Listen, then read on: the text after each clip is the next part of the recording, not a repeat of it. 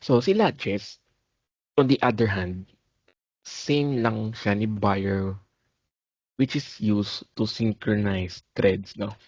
Ang pinagkaiba lang kay latches, downward counter type siya.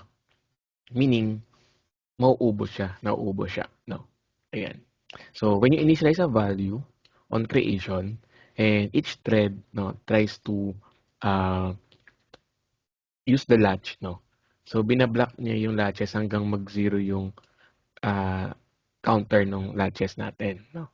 Which make them single-use barrier, no? So, nakita nyo, single-use barrier. So, basically, barrier talaga siya. Ayan. If you're going to use latch, no, you need the header file, header directive na latch. And then, these are the, tawag dito, methods.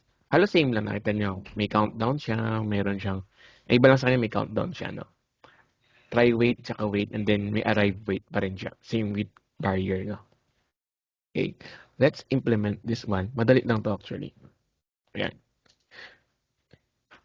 If we go back to our code, mapapansin nyo, we use the same barrier to start the game and end the game, no?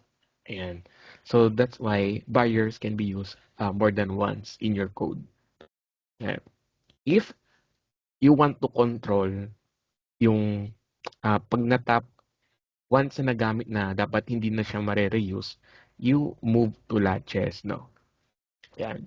So, replace natin to ng latch. And then, i-replace natin to ng latch. Ayan. Then, tapos na, no? Latch na yan. However, pag niran natin to, since nauubos yung latch, lahat sila may iwan in-game, no? Ma-eliminate sila, pero hindi na sila mag-game over. No? Try natin to i-run.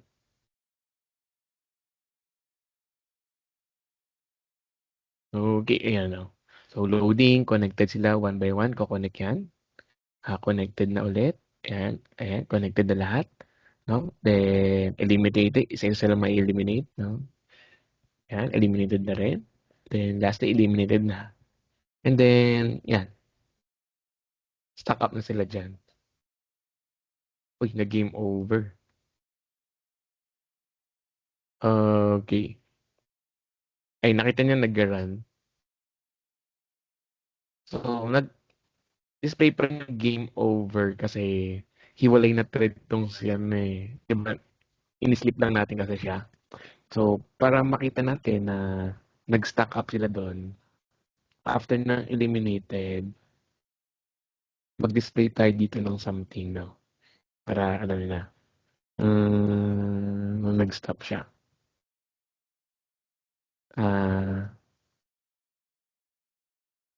Try again later. That. Ayan. Then, tanggalin natin itong game over here kasi kahit ano mangyari, papasok yan dito since ibang thread to, wala tayong in-implement na mutex. So, basically, hindi sila nag-uusap, no? Ayan. So, let's clear the output and then let's run this one again. Yan. So, loading, connected, and connected ulit yung isa, no? Then, connected na yung lahat. So, in-game na lahat. Then, one by one, they will be eliminated. Eliminated, and then eliminated. Kung napansin nyo, stuck na yan dyan. Hindi na mag-display yung try again later, no? Yan. Kasi, it is trying to access yung latch which is already used, no? Na-exhaust na siya. Wala na siyang value. So, since wala na siyang value, deadlock na yan. Parang you're assuming na pagkakaroon siya ng countdown, ay ubos na nga siya. So, wala na siyang maibibigay na parang value, no? So, yan. Deadlock na yan dyan. So, yun yung pinagkaiba ng barrier sa latches. So, barriers allow you to reuse it, no? Si latch hindi. So, in this scenario, I think mas maganda si latch, no? So, we can declare another latch here na tatawagin natin is endgame, no? Then, 3 din siya. And then, if there are other resources na kailangan mong hintayin, maliban doon sa tatlong player, latches is better to implement since pwede naman magkaibang numbers yan eh. So, kunyari may other pang hihintay na process, no? Na mag-end before mag-end yung buong game, no? So, here, papalitan natin ng endgame. Yan, di ba? Avengers lang. So, antay siya ng tatlo. Pag lahat na eliminate, mag-display na yung try again later. Yan. So, tatlong beses yung mag-display try again later, try again later, try again later. So, let's run this one. Then, let's see kung tama ba yung sinabi ko. Oh, so, loading connected, loading connected. Yan. So, yeah, eliminated. Wait natin yung isa pa ma-eliminate. Oh, eliminate ulit. Isa pa ulit. Yan.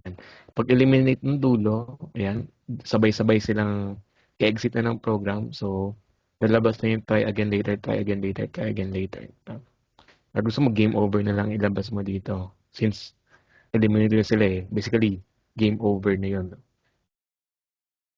Okay. So, latches are single use while barriers are multiple use. No? Not actually multiple. You can reuse barriers, no? Unlike latches na once lang sila pwedeng gamitin.